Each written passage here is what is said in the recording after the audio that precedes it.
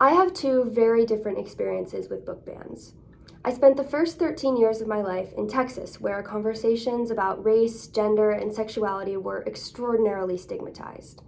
For instance, I was never exposed to any queer people in books or media until well into my teen years. It took me until much later in life to realize that this was not a coincidence, and that the reality was that so many of these books, particularly ones with language about identity that could be understood by people my age, were banned or just not shelved in libraries where I lived. So many aspects of identity were just not talked about, and if they were, it was in whispers behind closed doors, not in classrooms.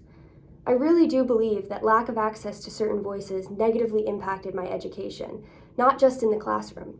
I remember sitting in silence while my friends bullied a girl who came out as transgender in 7th grade, not out of maliciousness, but because I was ignorant, and my ignorance contributed to an environment that was unsafe for her. I have no doubt that banning books with diverse voices directly contributes to moments like this all over the country.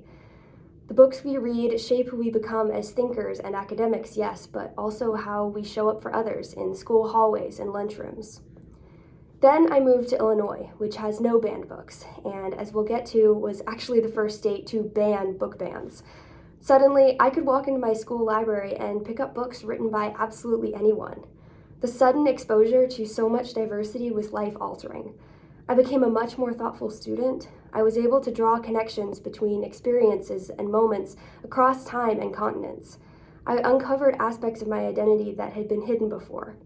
I can't imagine the person I would be without access to these diverse perspectives and stories.